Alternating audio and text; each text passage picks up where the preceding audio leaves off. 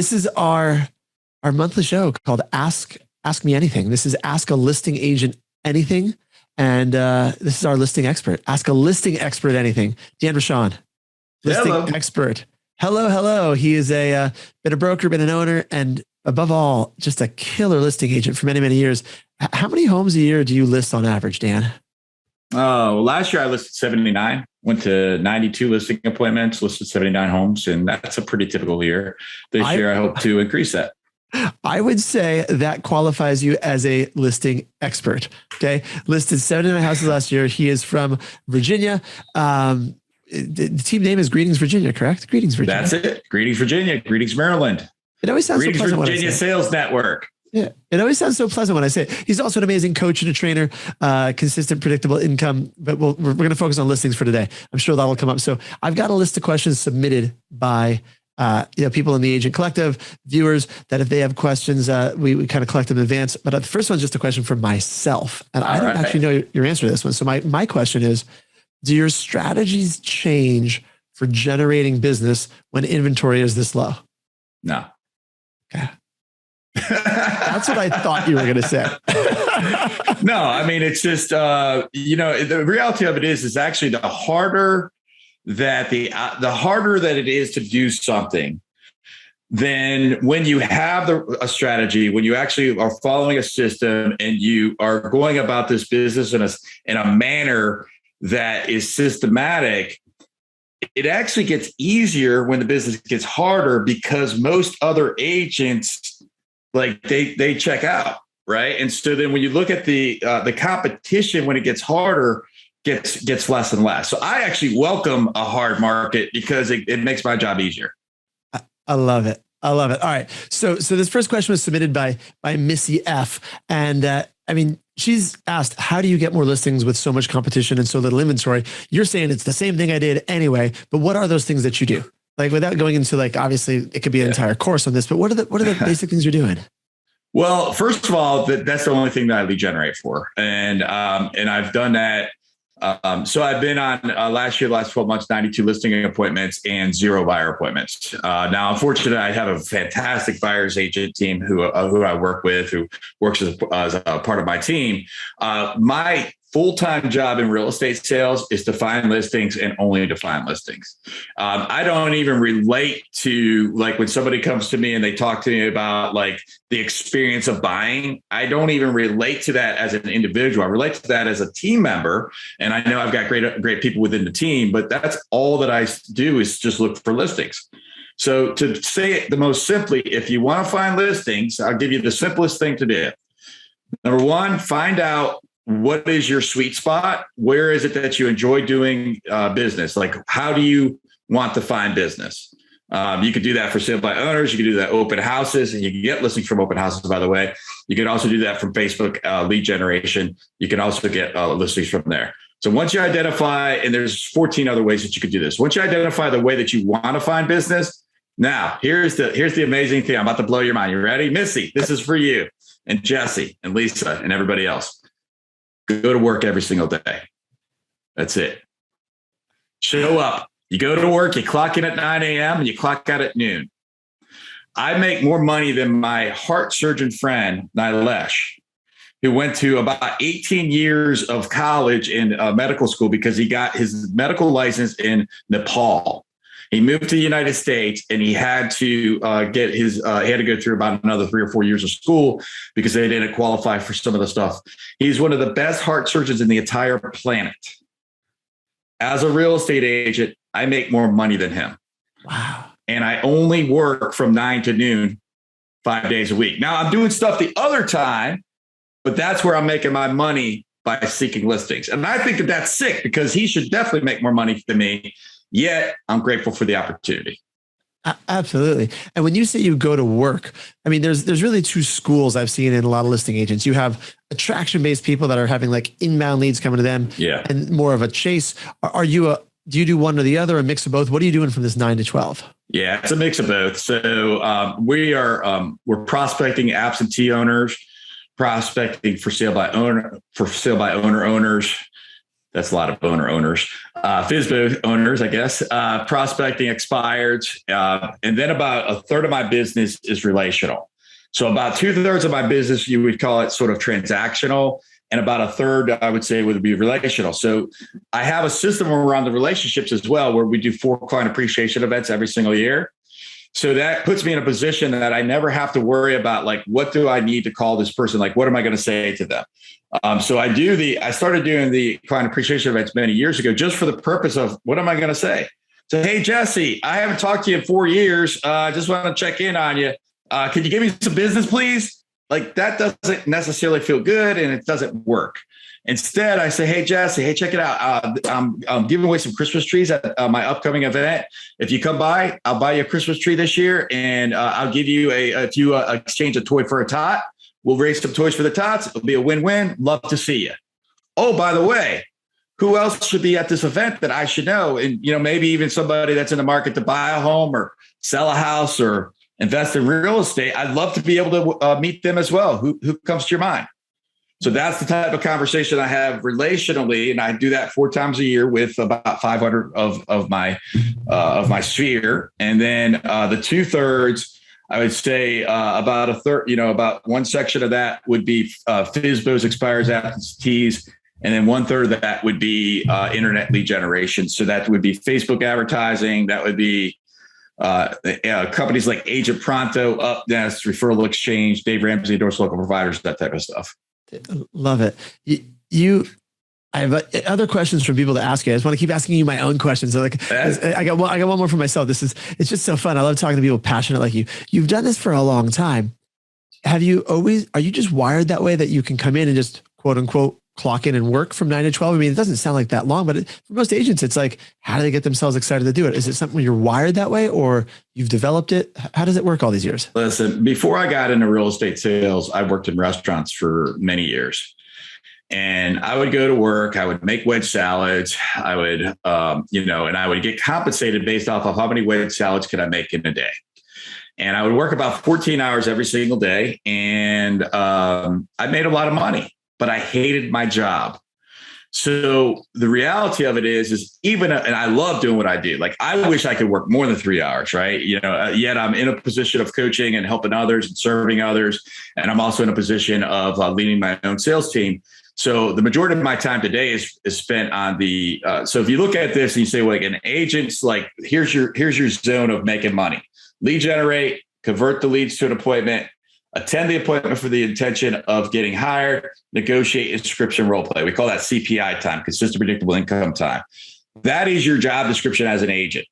Now, there's a million things that you can be doing, right? So as an agent, I recommend to consider to say, how can I get a virtual assistant to do everything that's not in the 5 things I just said?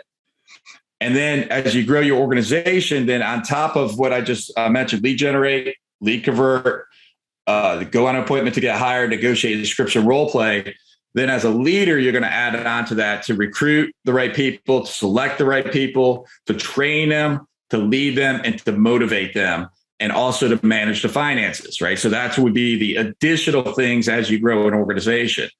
But from the get-go, from day one in 2007, when I got my real estate license, I understood that my job is that I am I'm not necessarily in the real estate sales business. I'm in the lead generation business, specializing in real estate sales.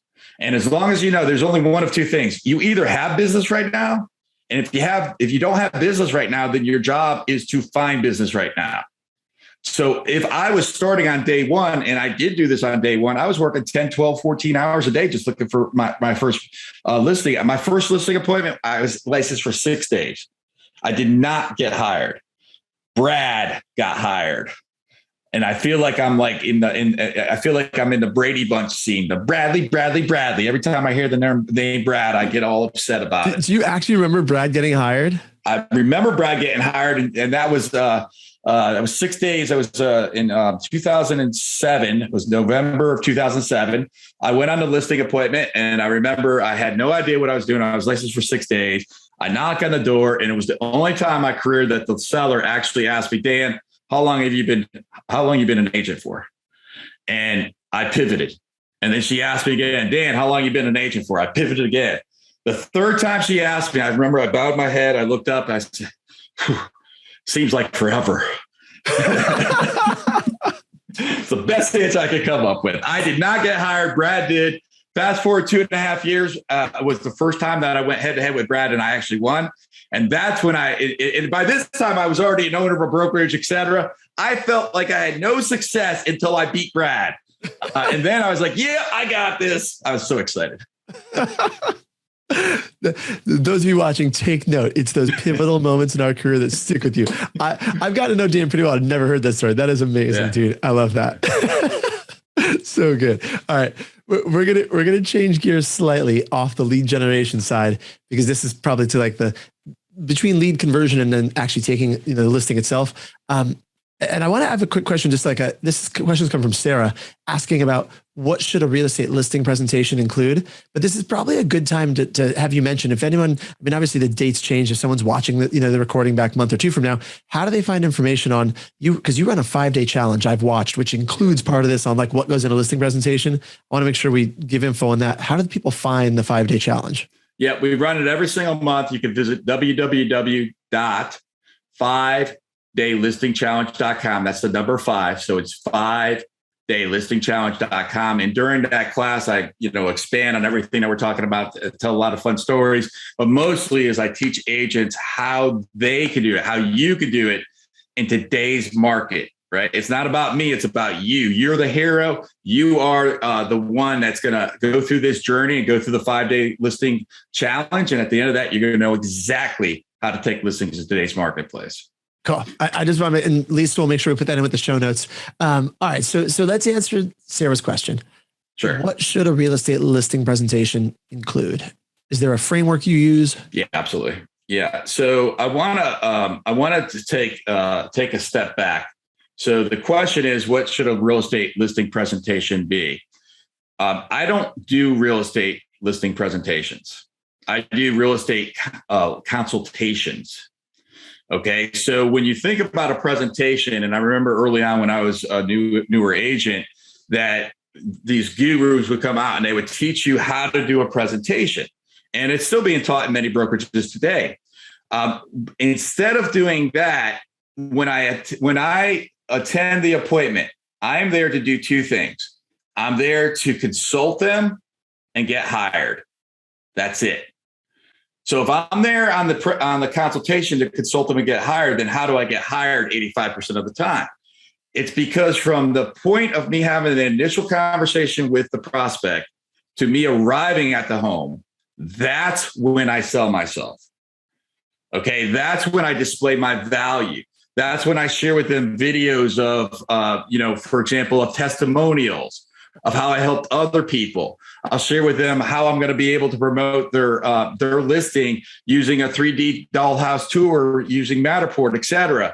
I'll be able to share with them how I use the same techniques that the top companies in the Fortune 500 use in today's marketplace to be able to showcase their home and why they should choose me, right? We deliver them a pre-listing packet. That's a book that's delivered to their doorstep within 12 hours, typically, of me having that first conversation, so that when I arrive, they already have confidence in me that I can be the one to be able to help them.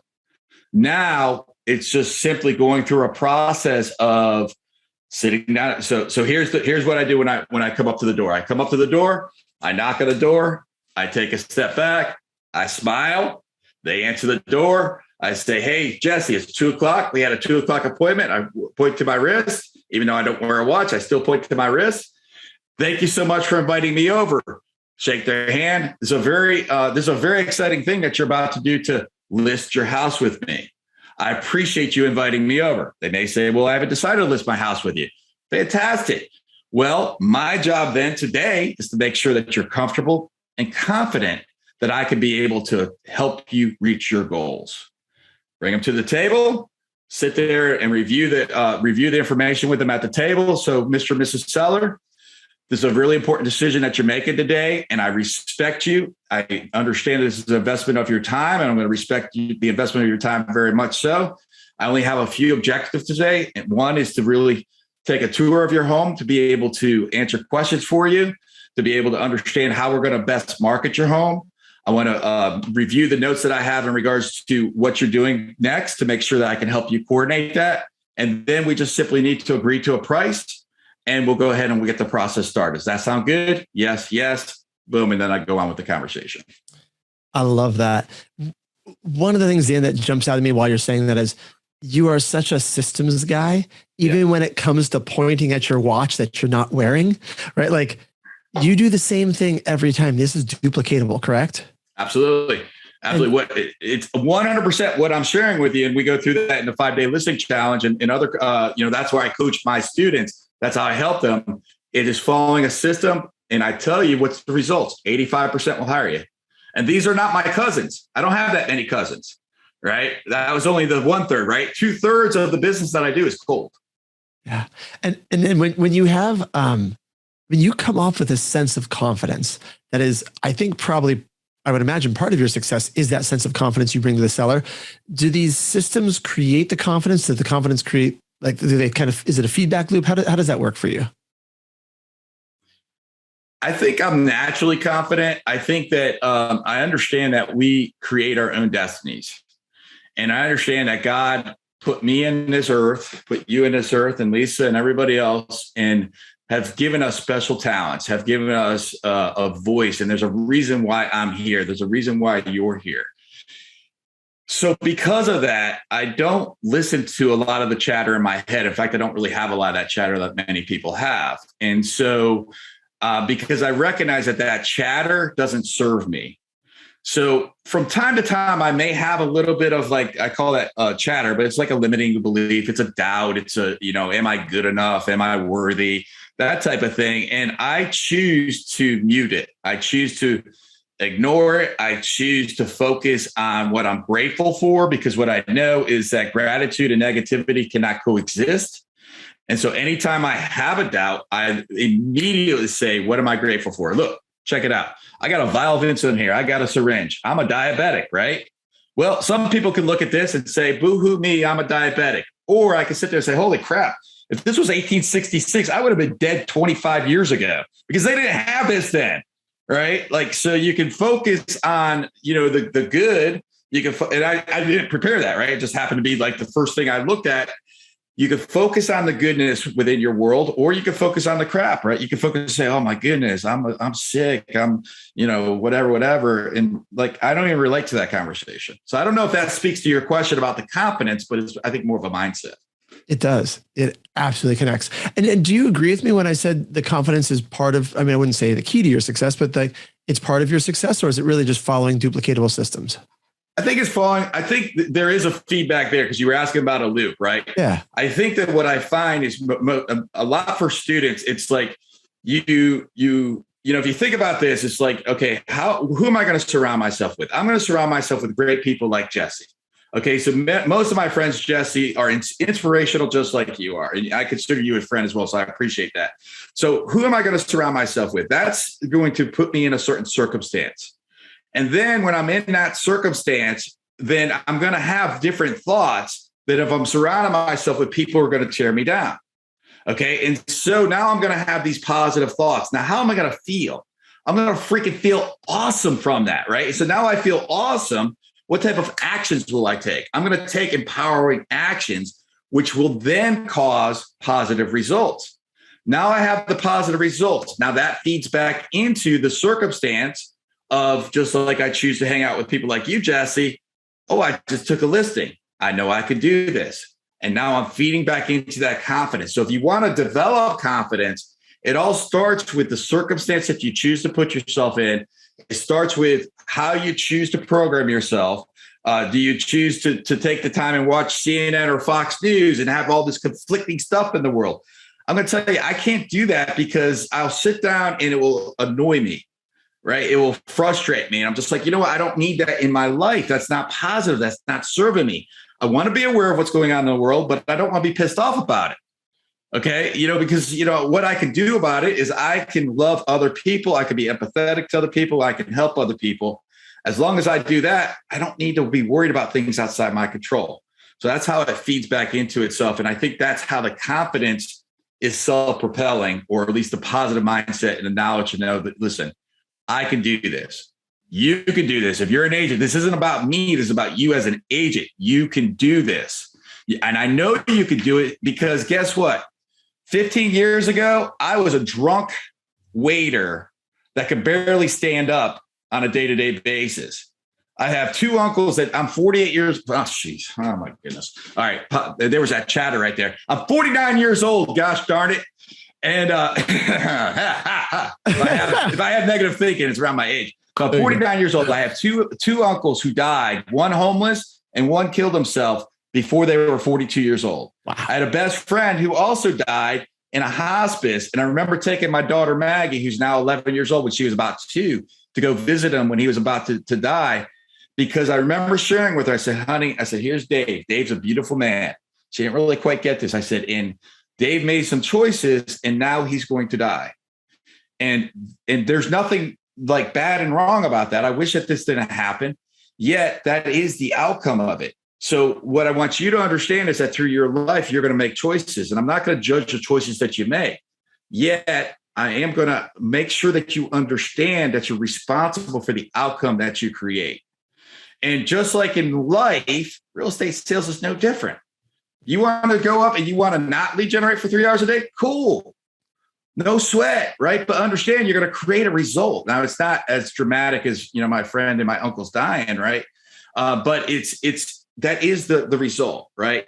So if I could do it, somebody who sit there, like I said, that was my path, was the same as my uncle's. That's where I would have been. I would have died a few years ago if I didn't stop drinking. Okay. Like, I'm transparent about it. Whatever. I'm cool about it. I've been sober for, 17 years, something like that. But the reality of it is, if I could do it, anybody can do this. Positive. Promise. That is a powerful message, Dan. It is. We got to, we only have a few minutes. I have so many places I want to go. Seriously, that was really powerful. One last question, because there's one from Arthur we didn't get a chance to ask, which is kind of a different part of the topic, because we spend so much time with listings talking about lead generation, lead conversion. He was asking about, how do you promote your listings? Obviously, in this market, most things sell themselves. The inventory is so low. Do you concern yourself with the actual mechanics of what to do once you take the listing? Is there systems for that, or is that pretty much? Yeah, absolutely. I treat it as though I treat my marketing of my listings as though if every single listing is $1 million listing or $2 million listing. Today in my marketplace, $1 million is starting to be like what $500,000 used to be. So I treat it like it's the most luxurious listing possible, because I know I literally have a trailer right now, a mobile home that's attached to the property. So it is real property, right? But I think we have it listed at something like $48,000, something like that. Well, to me, that trailer, guess what? We've gotten something like 4 or 5 buyers in the $350,000 price range that just contacted us because they saw the low price and they were just curious.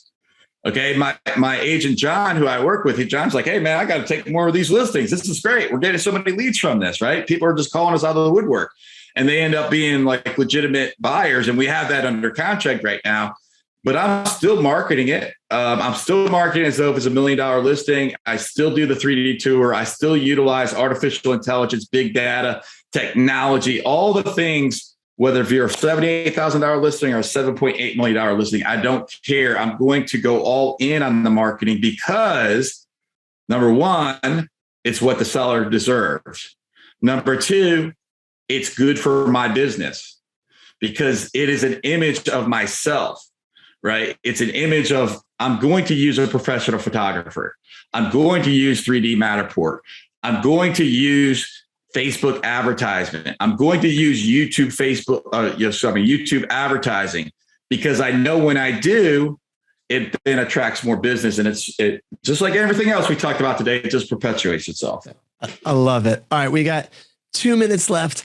If you were going to give some advice, like one piece of advice to an up and coming listing expert, a listing expert in the making, obviously number one would be they could hire someone like you as a coach to coach and walk them through. But other than hiring you as a coach, is there anything else that you would give as a piece of advice to a, becoming a listing expert? I would say have faith in yourself. And the number one thing that will cause you to succeed or not is the belief that you have within yourself. Believe in yourself. Don't worry about the noise. Don't worry about either your own voice within your head internally, or maybe something externally. Believe, like, don't pay attention to that. Believe that you can do this. Understand that you can do this. Then say, why am I doing this?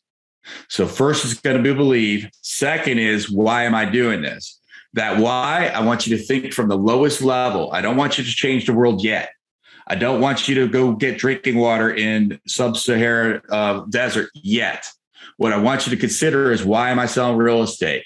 Is it to pay my mortgage, to pay my car bill, to pay whatever it is? Now I understand why. So first, believe. Second, why am I doing this, to a no BS why? And then third, now I have to understand how. So there's, like I said, 17 different ways that you can do this, that you can find business. Select one, go all in on it. And that day that you don't feel like going to work, you know the how, look back at that why and make sure that you have that. I say, put it on a yellow sticky note, put it on your keyboard. And the day I don't feel like going to go do my job, I look at that why. I'm looking at mine right now. It's just to build a pool for your daughter. Guess what? There's 7 people in my backyard right now building a pool for my daughter. I need to work today because I got to pay these guys. All right. So that's the way it works. Dan, I love it. Thank you for being here. Truly, this is fun. And yes, I absolutely consider you a friend, and I appreciate you coming here and dropping knowledge. This is awesome. My pleasure. Yeah. Everybody enjoy your afternoon. Thanks, guys. Produced by the Agent Collective Media Network.